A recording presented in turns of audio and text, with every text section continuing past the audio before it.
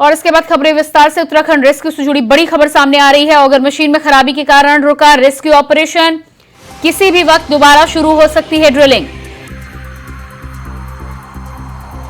Uttarakhand rescue से जुड़ी बड़ी खबर, ऑगर मशीन में खराबी के कारण रुका रेस्क्यू ऑपरेशन, किसी भी वक्त दोबारा शुरू हो सकती है ड्रिलिंग। ऑपरेशन में 12 मीटर की ड्रिलिंग बाकी। ऑपरेशन में 12 मीटर की ड्रिलिंग बाकी।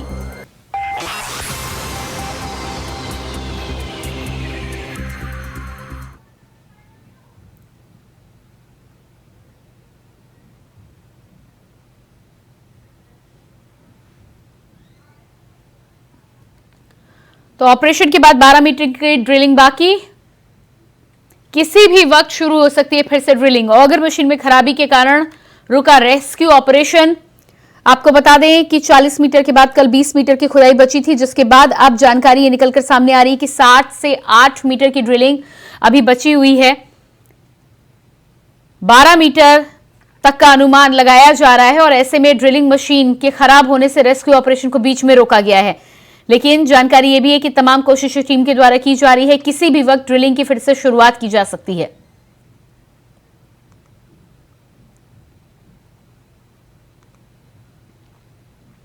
उत्तरकाशी के सिलक्यारा में रेस्क्यू ऑपरेशन जारी, वहीं इसको लेकर उत्तराखंड के सीएम पुष्कर सिंह धामी और केंद्रीय मंत्री जनरल वीके सिंह सिलक्यारा पहुंच चुके हैं, जहां उन्होंने सुरंग में चल रहे रेस्क्यू ऑपरेशन का जायजा लिया।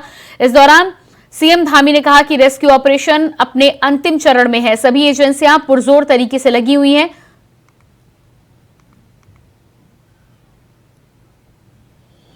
जो पाइप है ऑगर मशीन के उसके कारण से जा चुका है और रेस्क्यू अब अंतिम चरण में है। कुछ बाधाएं आ रही हैं, हम भगवान से प्रार्थना करते हैं कि जल्दी से जल्दी वो पूरा हो और जल्दी से जल्दी हमारे सभी श्रमिक भाई सकुशल बाहर आए। यहाँ पर उनके बाहर निकलने के लिए सारे इंतजाम किए गए हैं। एम्बुलेंस तैयार है, अस्पताल भी पूरी तरह से उनके इलाज के लिए और जो भी चेकअप वगैरह होने हैं वो सब हम लोग कर रहे हैं। उनके परिजनों से भी लगातार हमारे प्रशासन के लोग, स्थानीय लोग, सभी लोग उनका मनोबल बढ़ा रहे हैं और हमारा प्रयास है और सारे विशेषज्ञ इसमें लगे हुए हैं, पूरे मनोयोग से काम कर रहे हैं, पूरी मेहनत से कर रहे हैं। रात दिन रेस्क्यू चल रहा है। माननीय प्रधानमंत्री जी प्रत्येक दिन इसका अपडेट लेते हैं, पूरी जानकारी लेते हैं और लगातार चिंता करते हैं कि जल्दी से जल्दी हो भी कि सभी लोग सकुशल बाहर आए।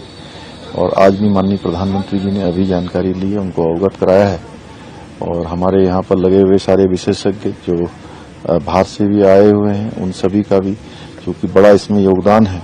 निश्चित रूप से सभी का कठिन इस चुनौती को सभी लोग जो है अपना मानकर उस पर काम कर रहे हैं और हमें लगता है कि ईश्वर की कृपा से जल्दी ही जो है ये सक्सेस होगा। 45 मीटर जो पाइप है ऑगर मशीन के उसके कारण से जा चुका है और रेस्क्यू अब अंतिम चरण में है। कुछ बाधाएं आ रही हैं, हम भगवान से प्रार्थना करते हैं कि जल्दी से जल्दी वो पूरा हो और जल्दी से जल्दी हमारे सभी श्रमिक भाई सकुशल बाहर आए। यहाँ पर उनके बाहर निकलने के लिए सारे इंतजाम किए गए हैं। एम्बुलेंस तैयार है, अस्पताल भी पूरी तरह से उनके इलाज के लिए और जो भी चेकअप वगैरह होने हैं वो सब हम लोग कर रहे हैं। उनके परिजनों से भी लगातार हमारे प्रशासन के लोग, स्थानीय लोग, सभी लोग। और इसके बाद रांची से बड़ी खबर सामने आ रही है। उत्तरकाशी में फंसे मजदूरों में 14 मजदूर झारखंड से। मजदूरों को निकालने के बाद एयरलिफ्ट कर वापसी की तैयारी। झारखंड से 3 अधिकारियों की टीम पहुंची है। उत्तरकाशी कुछ मजदूरों के परिजन भी उत्तराखंड पहुंच चुके हैं।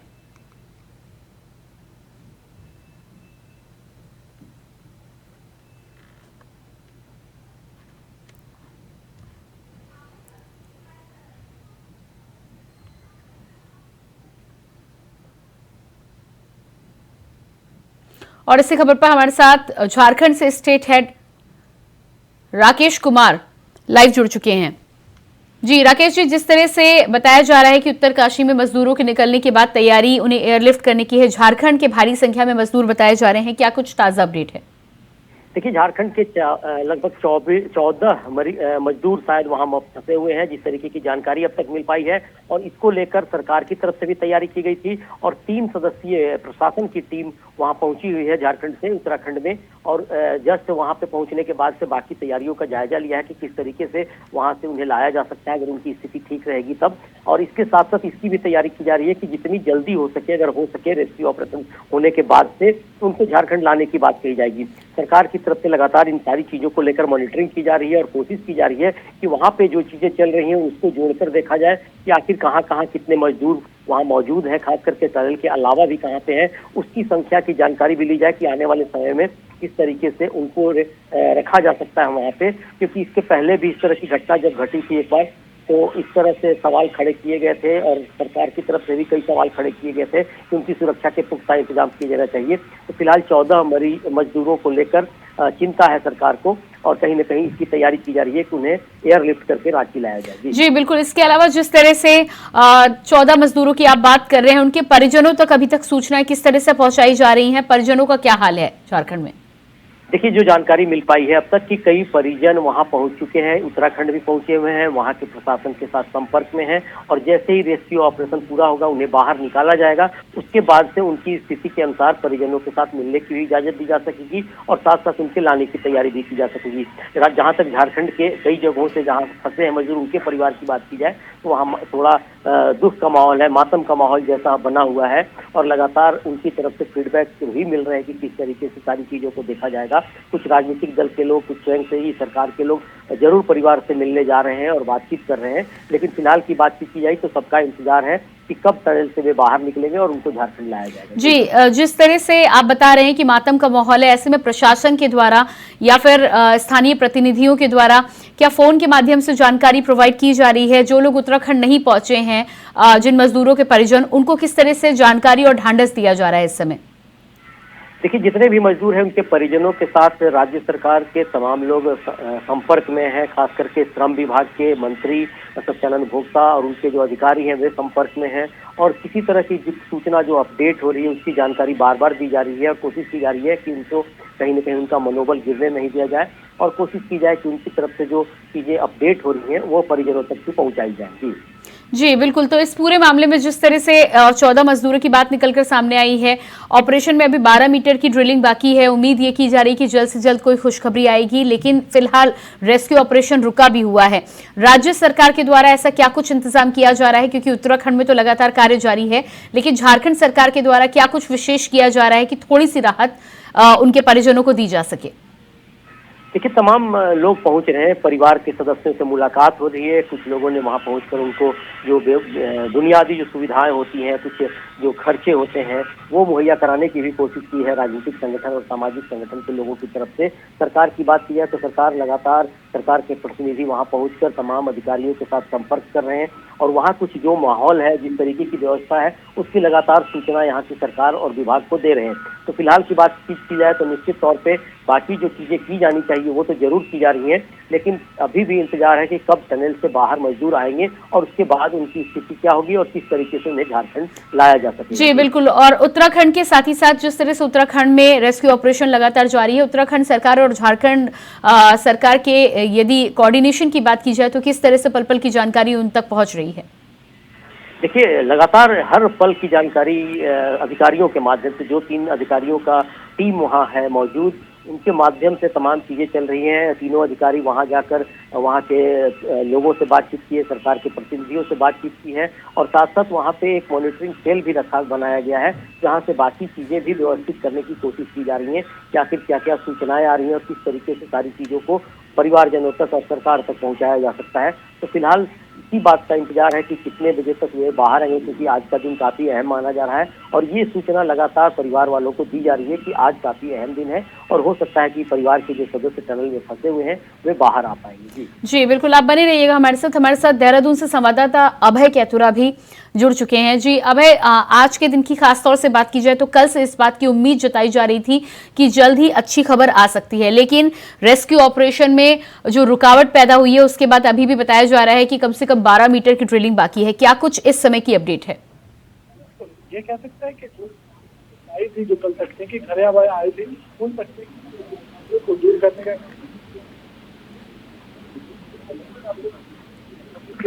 पुनः जो हमारा था जिसका 2 पाइप 800 ml के और यहाँ पर डाले जाने से वो यहाँ पर बचेगा। जी, आपके पास वापस लौटकर हम आते हैं। हमारे साथ राकेश कुमार जी लगातार बने हुए हैं। राकेश जी, झारखंड की यदि हम बात करें तो जानकारी सामने आ रही है कि 14 से 16 मजदूर हैं। 3 अधिकारियों की टीम उत्तरकाशी भी पहुंची है ताकि ज्यादा कोऑर्डिनेशन के साथ ही साथ झारखंड के लोग जो हैं उनके बारे में पल पल की जानकारी मिल सके। तो वो जो 3 अधिकारी पहुंचे हैं, उनका आगे क्या कुछ काम है, किस तरह से कोऑर्डिनेशन करके जानकारी झारखंड के लोगों तक पहुंचाएंगे? देखिए, उत्तराखंड पहुंचने के बाद वे वहां पहुंचकर अपना एक मॉनिटरिंग सेल, एक कार्यालय के रूप में थोड़े दिनों के लिए स्थापित किया है, जहां से सारे संपर्क किए जा सकते हैं। वहां पे कोऑर्डिनेशन कैसे किया जा सकता है सरकार के साथ, अधिकारियों के साथ और लोकल प्रशासन के साथ, और साथ साथ वहां से जो अपडेट आ रहे हैं उसकी जानकारी राज्य सरकार को, यानी कि झारखंड सरकार को, और तमाम जो विभाग के अधिकारी यहाँ पे हैं श्रम विभाग के, उन तक पहुँचाने की लगातार कोशिश की जा रही है। और अब तक जो जानकारी मिल पा रही है कि एक बार जो कैमरा था अंदर गया था, तो उसके माध्यम से कुछ मजदूरों से जो बातचीत हुई थी उसकी भी जानकारी यहाँ उनके परिवार के और सरकार के लोगों को दी जा चुकी है। तो फिलहाल तमाम जो तीनों अधिकारी पहुंचे हुए हैं उनकी तरफ से सारी व्यवस्था को देखा जा रहा है, और साथ साथ उनकी तरफ से ये कोशिश की जा रही है कि किसी तरह से अगर कोई बात होती है, किसी तरह की कोई परेशानी आती है, उसको कैसे निपटा जा सकता है, इसकी भी जानकारी सरकार के साथ तालमेल किया जा सकता है। जी बिल्कुल, हमारे साथ अभय कैतुरा भी एक बार फिर से लाइव जुड़ चुके हैं। जी अभय, आपसे मैं जानकारी चाह रही थी कि आज क्या कुछ खास होने वाला है। कल से उम्मीद जताई जा रही कि अच्छी खबर सामने आ सकती है, लेकिन फिलहाल रुकावट अभी आई है रेस्क्यू ऑपरेशन में। ताजा अपडेट क्या है?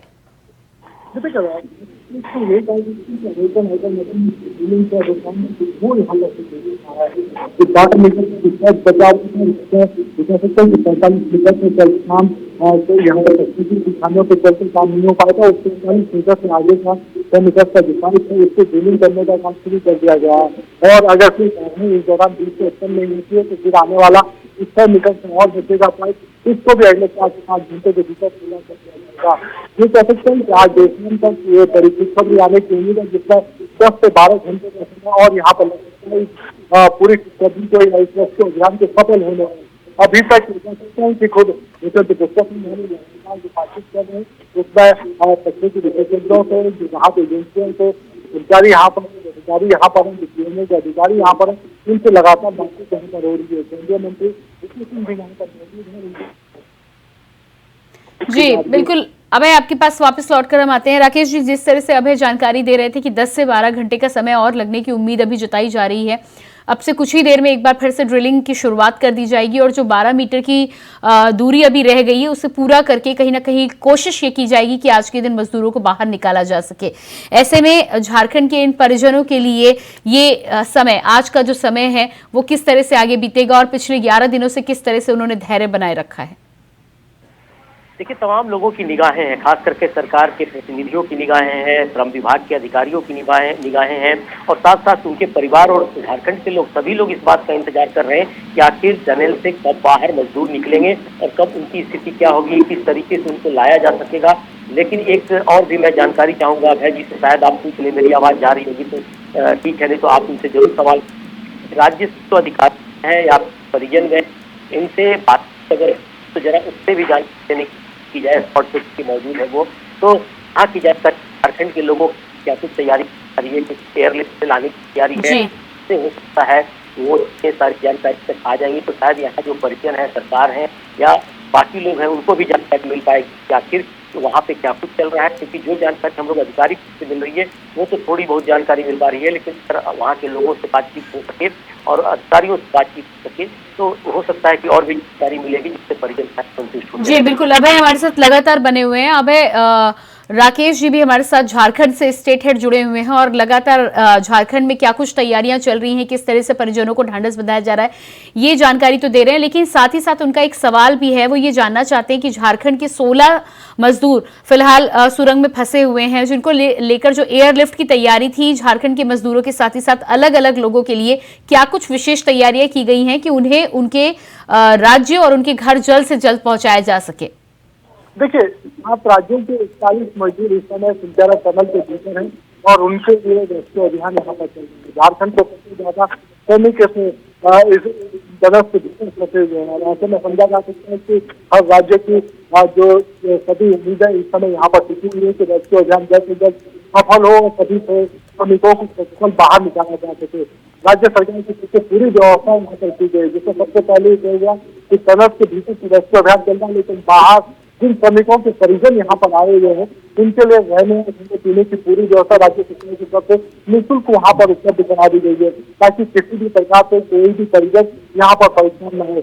लगातार उनसे संवाद का काम यहाँ पर बनाने का काम यहाँ पर किया जा रहा है, उनसे बातचीत की जा रही है, उन्हें रेस्क्यू अभियान के अपडेट लेने का काम यहाँ पर किया जा रहा है। इसके बाद जैसे ही तनस के भीतर फंसे हुए श्रमिकों को बाहर निकालने का काम होगा तो सबसे पहले उनका यहाँ पर स्वास्थ्य परीक्षण होगा, जिसके लिए चुनाव का जो सामुदायिक स्वास्थ्य केंद्र है उसका विशेष वार्ड यहाँ पर तैयार हो चुका है। डॉक्टरों की विशेष टीम यहाँ पर पहुंच चुकी है, जिसमें आप ये कह सकते हैं कि तकनीकी फिजिशियन के साथ साथ आपके एक्सपर्ट डॉक्टर है, चाहे आपका फिजिशियन हो, एनेस्थीसिस्ट हो या फिर कार्डियो का हो या फिर दूसरे मनोवैज्ञानिक डॉक्टर है, मनोचिकित्सक जो डॉक्टर होते हैं, इनकी पूरी टीम यहाँ पर मौजूद है। हर जो श्रमिक है जिसका रेस्क्यू यहाँ पर किया जाएगा उसका पहले स्वास्थ्य परीक्षण किया जाएगा। अगर गंभीर बीमारियों से कोई श्रमिक यहाँ पर ग्रसित होता है तो फिर उनको एयरलिफ्ट करके ऋषिकेश अस्पताल भेजने का काम वहाँ पर किया जाएगा, और अगर उसके बाद भी किसी श्रमिक को हायर सेंटर भेजने की जरूरत पड़ती है तो फिर सरकार की तरफ से इसके लिए भी पूरी व्यवस्था यहाँ पर की। जी बिल्कुल, अभय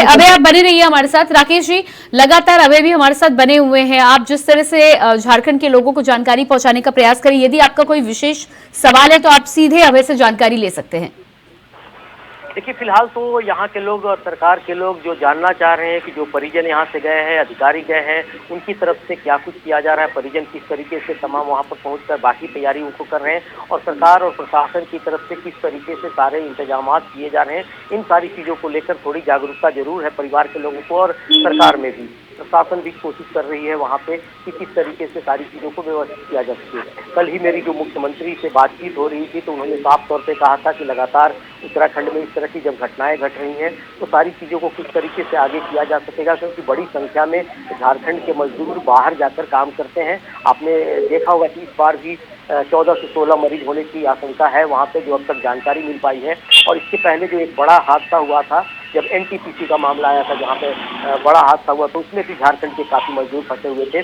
तो ऐसे में सरकार की तरफ से, प्रशासन की तरफ से ये जानकारी अब जानी जा रही है कि आखिर किस तरीके से जब इस तरह के जो होते हैं सुरंगों की खुदाई होती है और मजदूरों की संख्या वहाँ ज़्यादा होती है तो सुरक्षा के मापदंडों का कितना पालन किया जा सकता है। इसको लेकर उत्तराखंड सरकार से हेमंत सोरेन ने सवाल भी किए हैं। जी बिल्कुल अभय, राकेश जी का सवाल है कि जो तमाम परिजन उत्तराखंड पहुंचे हैं, उत्तरकाशी पहुंचे हैं मजदूरों का हालचाल लेने के लिए, साथ ही साथ इस इंतजार में कि जल्द से जल्द वो बाहर निकलेंगे, उनके लिए सरकार के द्वारा क्या कुछ विशेष इंतजाम किए गए हैं?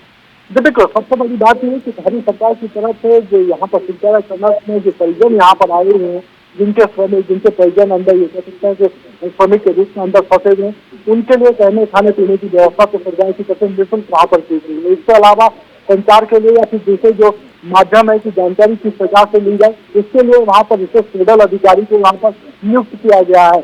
एक आईएएस के वरिष्ठ अधिकारी है, शासन के जो सचिव हैं डॉक्टर नीरज खैरवाल, उनकी तैनाती वहाँ पर की गई है। राज्य केंद्र के बीच में भी समन्वय बना रहे हैं, साथ ही नीरज खैरवाल के साथ साथ यानी वरिष्ठ नोडल अधिकारी के साथ साथ में 3 और वरिष्ठ प्रशासनिक अधिकारियों की तैनाती यहाँ पर की गई है कि जो परिजन यहाँ पर आए हुए हैं विभिन्न राज्यों के, उन पर सीधे तौर पर संवाद किया जा सके, उनको अंदर की स्थितियों से वाकिफ कराया जा सके कि जो तनाव के भीतर जो श्रमिक फंसे हुए हैं तो किस स्थिति में है, उनके लिए क्या कुछ इंतजाम सरकार की तरफ से या रेस्क्यू अभियान में जितनी एजेंसियां उनकी तरफ से किए जा रहे हैं। खाने पीने की जो व्यवस्था थी वो यहाँ पर की गई है।